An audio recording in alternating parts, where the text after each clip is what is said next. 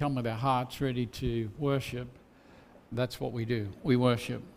And this morning we're going to look at a new series, and it's probably about 4 or 5 lessons, and it's looking at the book of Haggai. How many people have read this book? How many even know where to find it? Found it on your phone. I'd rather you found it in the Bible, but you'll find it in the Old Testament. And often it's a very short book, but it has quite a deal to say.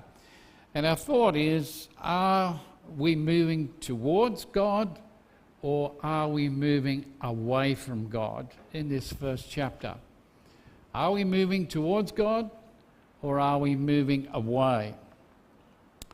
Now, the prophet Haggai was a little-known prophet, but he was someone that God used to bring his people to decision-making time, excuse me, where they had to choose the direction in which they wanted to go.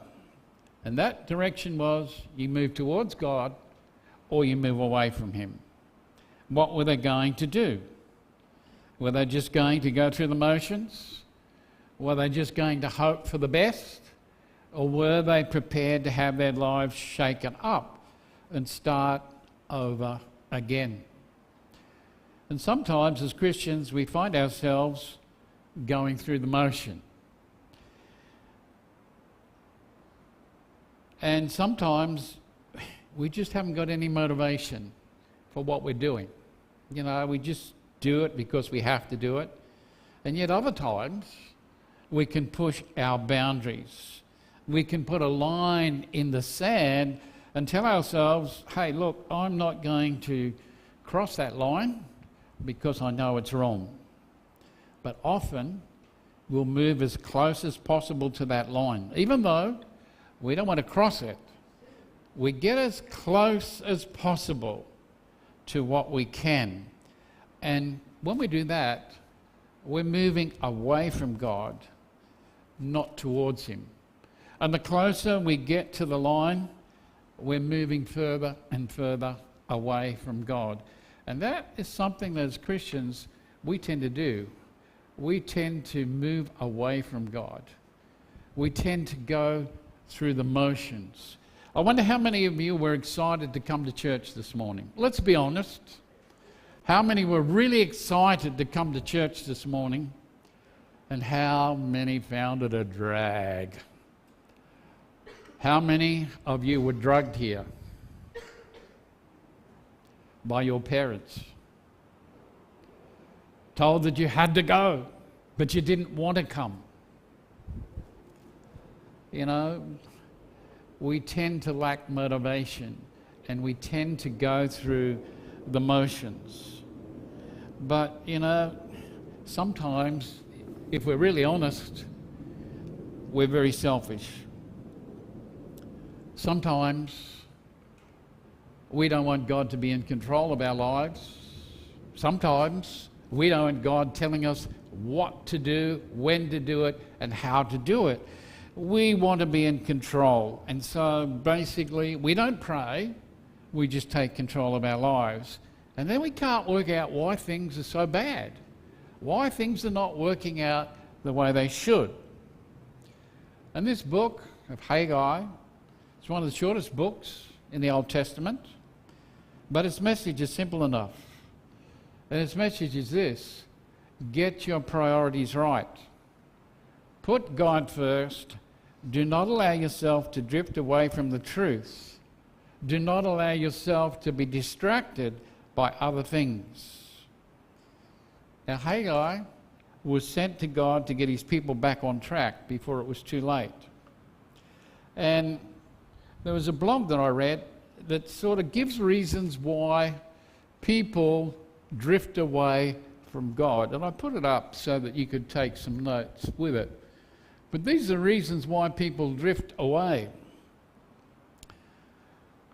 The disgust that some Christians have with other Christians who have hurt them. They've been betrayed by them, or They're simply hypocrites who don't practice what they preach. There's disappointment with God because he's not listening to me. He's not answering my prayers when I want. He always remains silent. Difficulties in life drive us away from God because that's not what we signed up for. That's not what we wanted in life. Distractions cause us to lose our focus while we concentrate on our priorities, on other things, things that we feel are more important than God is. Discouragement in their walk with the Lord. We try so hard, we strive so hard, and yet we get nowhere. Doubt begins to struggle with believing, is God true? Can the Bible be trusted? Is it real? Is Jesus real? Then there's desire. Some people don't want to be told how to live. They want to be free to do what they want. They do not like being under any authority. Then there's distance. People pull away, isolate themselves from other Christians. They do not feel they want to be part of these things anymore. And drift. People don't have a solid foundation. They act on the spur of the moment, don't want to build their faith up, so they drift away from God. The last one is deceit. People can believe a lie about who Jesus is and what life is about through reading sensational books or through social media platforms that cloud the mind or present questions that challenge their thinking, and they're accepted without examining the truth.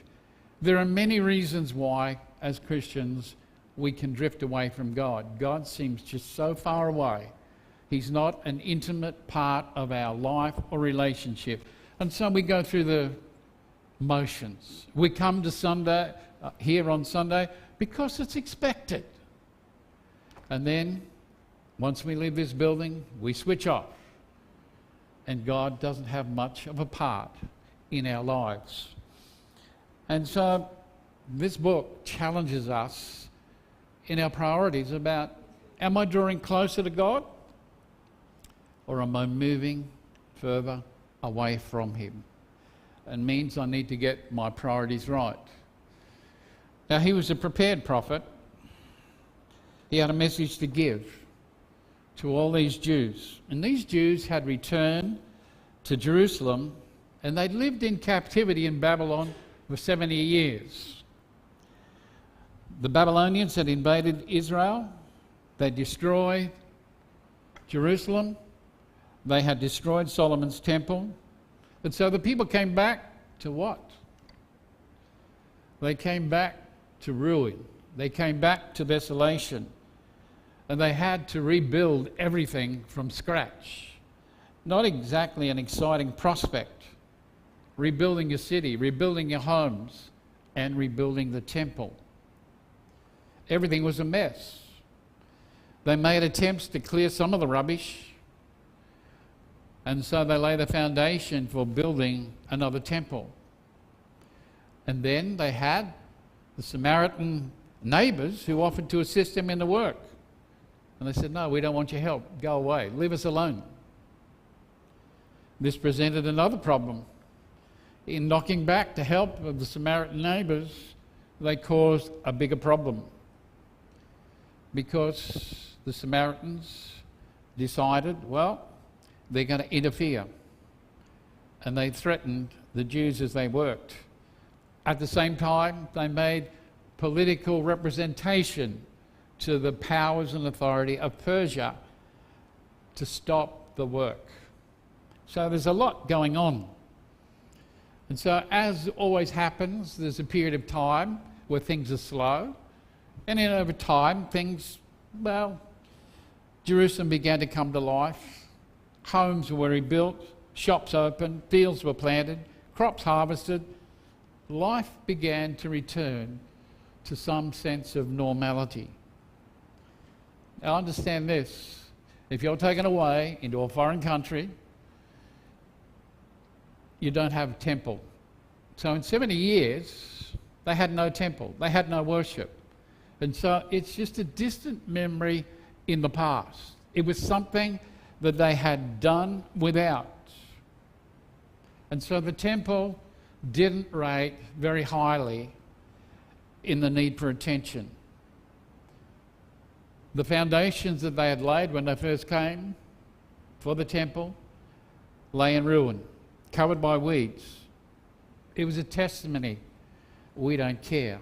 That was God's people saying, we don't care about the temple.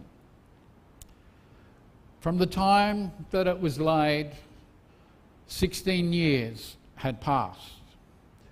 Enter into that period Haggai. He stepped on the stage. He had one important message, and it's time to rebuild. It's time to get that temple up. Now, how long do you think Haggai's ministry was to these people in rebuilding the temple and getting their priorities right? How long do you think he ministered to them for?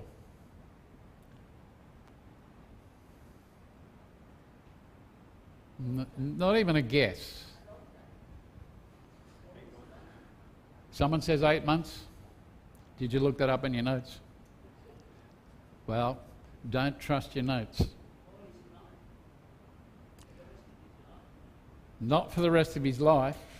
And this is what I found interesting. His ministry that God had called him to lasted for 3 months. 3 months.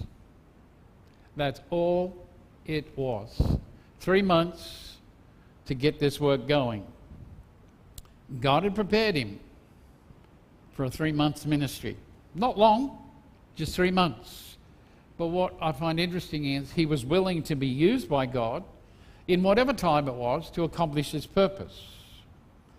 How then, the question was he going to wake up the majority of people who had become so complacent and so comfortable for their 16 years? How is he going to motivate them to get the job done in 3 months? You know, it's hard to motivate people who don't want to be motivated. And so we travel here, we see the call of Haggai. The prophet Haggai spoke the word of the Lord to Zerubbabel, son of Shealtiel, the governor of Judah, and to Joshua, son of Jehoiada, the high priest. This message came in the 2nd year that Darius was king, on the 1st day of the 6th month. Now, as I looked to find out what I can about Haggai, there's nothing much in his background. Doesn't say anything much about his family. It is thought he was one of the exiles that returned to Jerusalem, and by this time he was an old man. But he still had something to give, even as an old man. He had a message. And from what we do know, Haggai, Zechariah, and Malachi, they're all prophets, were all ministering over the same period. And that period was some 400 to 500 years before Jesus Christ came to earth. They were the last of the prophets to speak before God spoke through his son Jesus Christ. Haggai's ministry was for 3 months. Zechariah was for 3 years. And what that tells me is God uses different people in different periods for different purposes. Long or short, he has a person prepared for that particular time. Here, he prepared one man for a 3 months period. Now, all of us have names that mean something. What do you think Haggai's name meant? Probably looking it up in your Bible. Anyone guess? His name means festive. And that's all we know about him. Festive.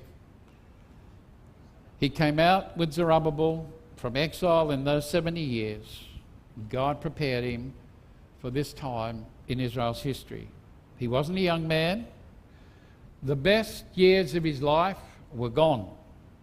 Yet God was ready to use this old man for a brief 3 month period in his old age. Now I need to be careful because it's considered he was about 70 years of age, and that's my age right now. So I'm not that old. But by today's standards, he would have been considered an old age pensioner. He would have been considered for retirement. He would have been told, look man, you've done your time, sit back and relax and take life easy. Watch the younger generation get involved. Let them do the work. But you know, Haggai would have nothing to do with that proposition. He had wanted to serve the Lord, and now he received the call. He was ready to take up the challenge to be used by God to reach his people. And so what that tells me is you're never too old and you're never too young to do what God calls you to do. There is one requirement. You need to be prepared and ready when God calls. And he could call at any time, for any purpose, for any length of time. It could be a week, it could be 2 months that he wants you to work, that he wants you to do something special, that he calls you to do. One other thing, Haggai's message was different to all the other prophets. The other prophets challenged the people about their idolatry. They challenged the people about the corruption that existed in the governments and with the priesthood and the pagan lifestyle. Haggai's message is very different. He challenges people about indifference and complacency and misplaced priorities. A very different message. In the 3 months of his ministry, Haggai preached 4 sermons. Now, I know that some people would be happy if all I did for the rest of my life was preach 4 sermons and did nothing else. But he preached 4 sermons in the year 520 BC. The first one in chapter 1 on August the 29th, in chapter 2 on the 17th of October, the third message in chapter 2 on the 18th of December, and the fourth message on the 18th of December 520 BC. So a short, different span.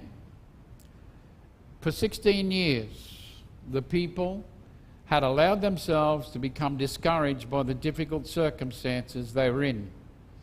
And even when things appeared to get better, they couldn't bring themselves to get excited or motivated to build the temple.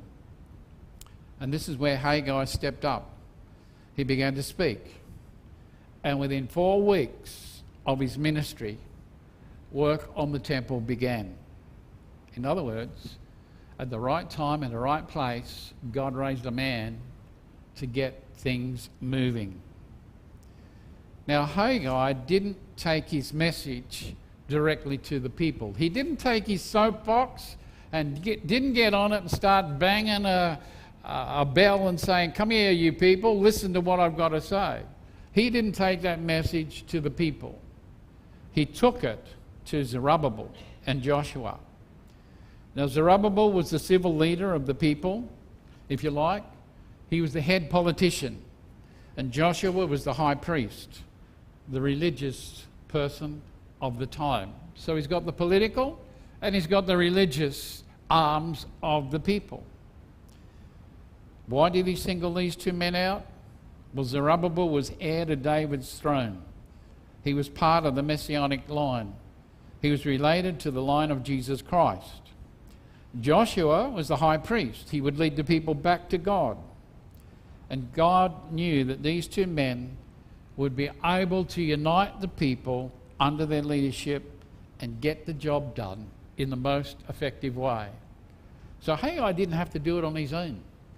He tapped into the right leadership people. Now, you might ask yourself, what's the big deal about the temple anyway? What does it matter if you have a temple or not? You could be one of these people who've come back, you've done without it all this time, and then there's all this clamour, we need to build a temple. Why was the temple so important? You've done without it for so long, so why make a big deal about building another temple?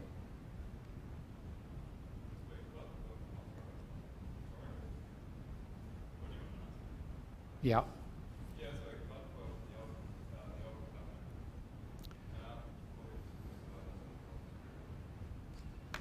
Was it about the building? You see, it wasn't so much about the building, it's what the building represented. The building represented God's presence among his people. This is the place you could go to worship. This was the place you could go to find God. It's what it represented. It also represents God's promises to his people. It represents the forgiveness and the restoration of his people.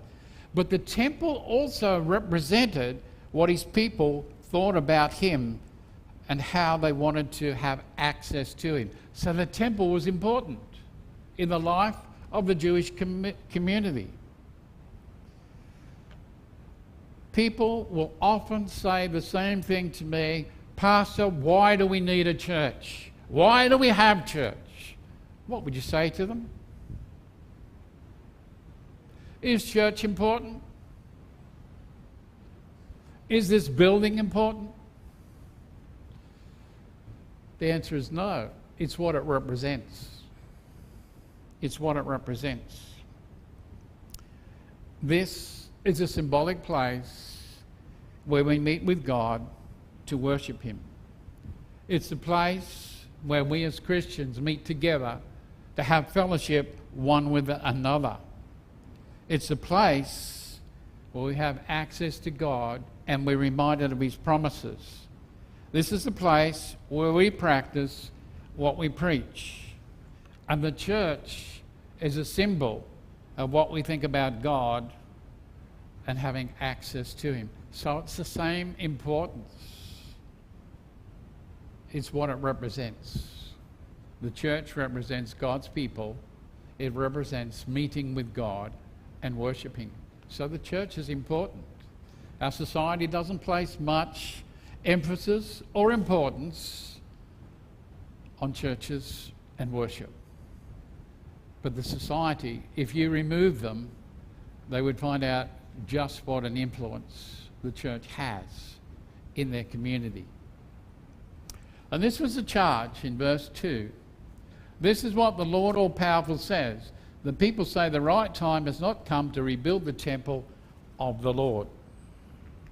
What I like about Haggai, he didn't pull any punches. He went straight to the issue. He says, people, get your act together. You know what you should be doing. You know what your priority should be. So get on with the job and rebuild the temple. No more excuses. You've got nothing more that's acceptable by way of excuses. Now, even though it was understood, God is everywhere, the temple was a special place that symbolised his presence among his people.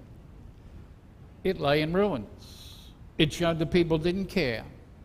It showed the people didn't have a concern about God, and it showed what they thought of him.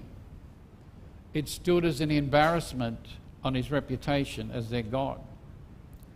Now, let's not be too hard. They had the best intentions to rebuild, but over time they had become complacent. They had become indifferent. They continued to what I call procrastinate. Now, are we good at procrastinating? First of all, what does it mean to procrastinate?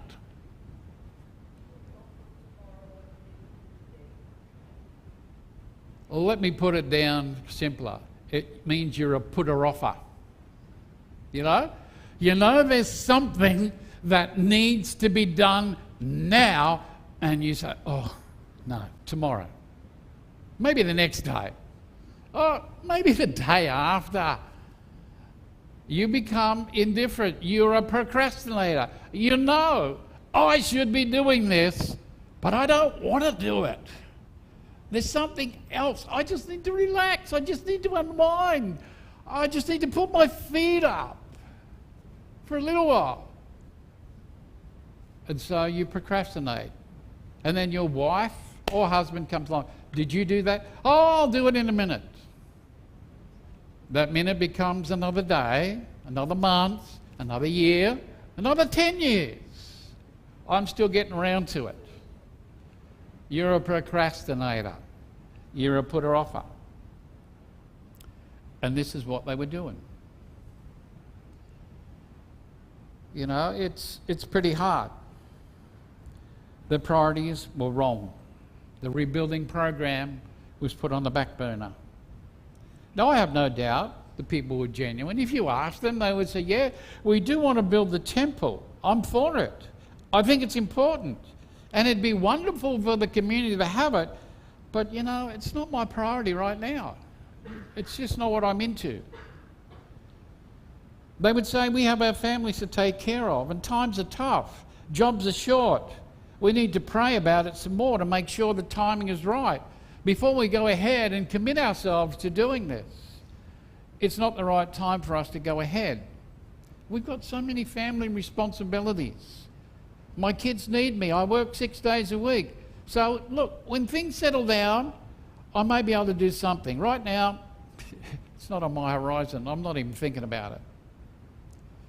It had been 16 years since any work had been done on the temple. The people had allowed indifference and complacency to become a way of life. It wasn't a priority. There were too many other things on their bucket list that were more important than the temple. And they thought they had plenty of time to get around to doing it. Meanwhile, the temple in the community, it stood as a beacon of neglect. It stood as a testimony saying about God's people, they don't care. They just went about everyday business. Life was good. Why complicate it with things that didn't matter, that were not a priority? You know, we can do the same thing. Is church something that's important to us, a requirement that we look forward to? Or is it just an obligation? Is it something that, hey, if it's shut down and it was removed, it wouldn't make any difference in my life? I can take it or leave it, because this is what indifference does. It means people are moving away from God, not towards God. They're more interested in other things. But the people also had a misunderstanding when God had asked them, when they had said, this is not the right time. Because they were saying to God, it's not the right time. It's not your time, God. Just be patient. We'll get round to it. It's just not your time yet. And they misunderstood the times in which they were living. They'd returned to Babylon, but they still believed they were living under the 70 years of captivity. They still believed they were captives. And so they believed that they couldn't do anything about rebuilding the temple for God because, hey, we're in captivity and God has said, hey, this is going to last for 70 years. You won't be able to do anything. So we're not going to start rebuilding. How did they know this? Well, they knew what Jeremiah had said about Jerusalem, that it would be desolated or in ruins. Their own prophet Daniel had said the same thing, and Zechariah had said the same thing. And so they wrongly believed they were still living in this 70 years of captivity. And it would be a waste to rebuild the temple because it wasn't the Lord's time for them to do so. They were waiting until the 70th year was complete. Until then, just sit tight, God. We'll get round to it and we'll get it done. But right now, it's not the right time to rebuild. And it's what I call a procrastinating priority. It's putting off something we know we should do it. It's putting off difficult tasks to allow ourselves to become distracted because of issues of self-control and discipline. And why do I say that? If I convince myself that I don't feel like doing it, and I still convince myself, hey, there's plenty of time, I can do it tomorrow or the next day, then what I've done is deceived myself. Because the reality is, there will not be a time when I feel like doing something, and I will avoid doing it unless I'm forced to do so. I can allow myself to become so slack that it becomes a challenge and it requires more effort to change my attitude than what it does to actually do the job. And that's a fact. I might allow myself to think that I'll only do something that I can do well while avoiding anything that puts me in a bad light where people will think badly of me. You know, when you've got a difficult task and you're not sure of what you're doing, it's more the fact that you think you're a perfectionist and you're not going to do something unless it's perfect, because you don't want people to think that you're not perfect. Well, this can do it. We can procrastinate. We can put off doing things in this respect. Today, you and I have more freedoms in our society than we've ever had before to make our own decisions and do what's before us. And yet, we become easily confused about what is a priority. What is essential? What is important from what is not? What is right? What is wrong? And because of all of this, we're less motivated to do anything at all. It becomes too hard. This is the very position of the people of Haggai's day and age, putting off what they knew they had to do as a priority. And the causes, well, the causes are listed. Then Haggai the prophet spoke the word of the Lord. Is it right for you to be living in fancy houses while the temple is still in ruins? You see, Haggai, for this 3-month period, was a forthright man. And he wasn't wearing any of the excuses. He wasn't having a bar of it. He says, you say it isn't the right time to build my temple, yet you find the time is right for you to build your fancy houses while my house is in ruins. Why is that? Why is it not the right time for you to build my temple, and yet it's all right to build fancy houses? When is the time going to be right?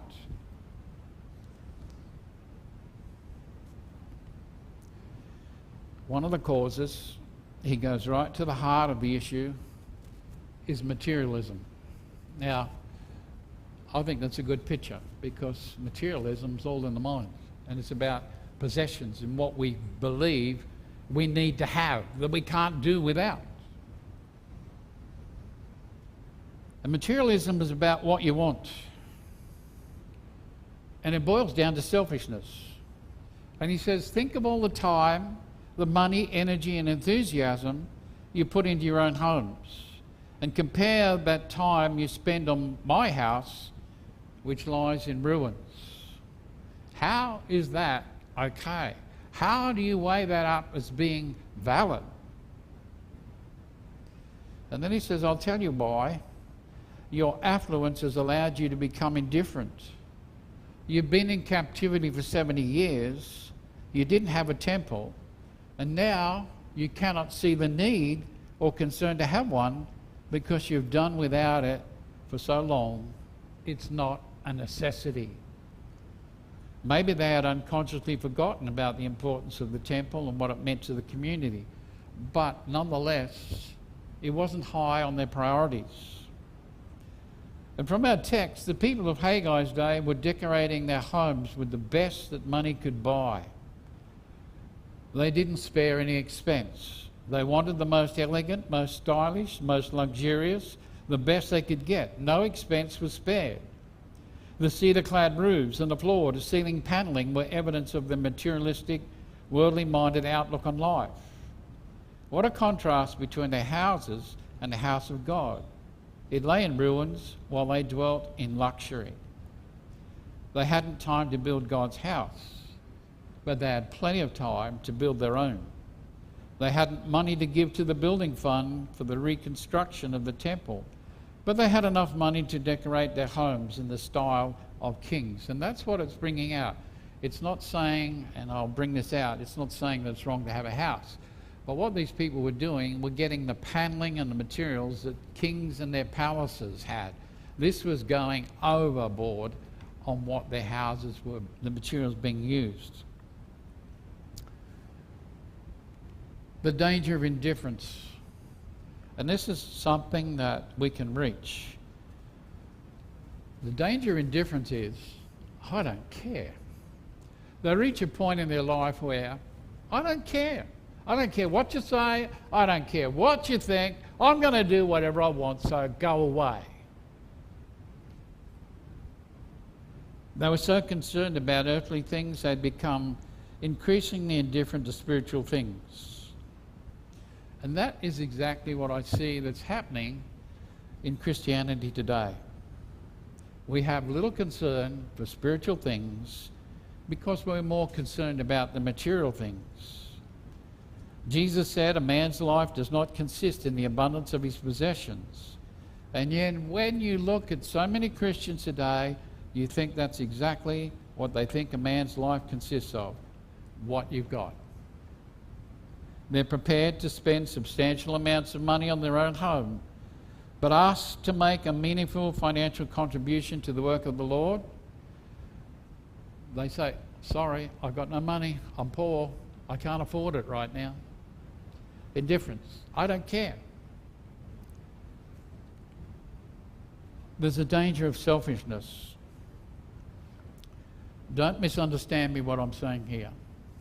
God is not pointing or accusing anyone because they build nice houses for themselves. He's not accusing them of living in comfortable surroundings. It's not sinful and it's not wrong. What God does condemn is a sinful, materialistic, self-centered attitude by which these people were driven to desire such things for themselves while they cared little about the work of the Lord. It was the fact that their heart was set more on material things than spiritual things that God was condemning. In other words, they had all their priorities wrong. There's nothing wrong and sinful about living in a comfortable, well-furnished, well-equipped house. There's nothing wrong with making improvements to your house or property. There's nothing wrong with changing your car every 3 or 4 years or whatever. There's nothing wrong with having a nice holiday every year. These things are not wrong, they're not sinful in and of themselves. But they do become wrong if one's heart is set upon them to the extent that the acquiring of such things for yourself is more important than the things of God and the work of God. And this is the danger that affluence has on many Christians today, because they become devoted to other things, and what happens is, once I've achieved what I want, then anything else I've got left over, God, you can have that. You can have whatever's left over, my time, my money, my interest, my finances. I'll leave those to you. But I've got to get these things done. They're my priority. The question is, am I self-centered or am I God-centered? Am I so busy chasing after other things that I put God in the last place of importance rather than a priority? In other words, I can take you, God, or leave you. Doesn't make any difference to me. If I feel the need, I'll go to church. If not, I'll do my own thing. It's too easy for us to drift away from God's agenda to follow our own. It's easy to pursue what I want instead of what God wants. This, if you like, is what I call our default mode. If we don't think about how we're living, then we'll live for ourselves. We'll always lean to being selfish, and this is the problem here that Haggai is addressing with the people of God. They had become selfish and self-centered.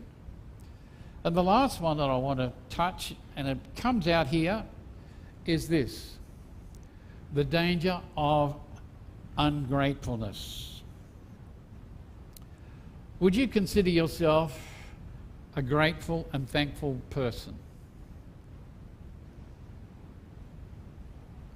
For everything that you have in life, you're thankful and you're grateful. Or, hang on a minute, if I could just have this and be a little bit more comfortable, I'd be happier. Or, If I could get rid of this neighbour or this pain that's causing me so much, I'd be very grateful. Or if I could get a job that was paying more money, or I could get a bigger house, I would be ever grateful. The question I asked this morning, are you grateful? Are you thankful for everything you have now? We tend to be ungrateful. We complain because we haven't got this, or we haven't got that, or we need this, or we need that, or we should have this, or we should have that.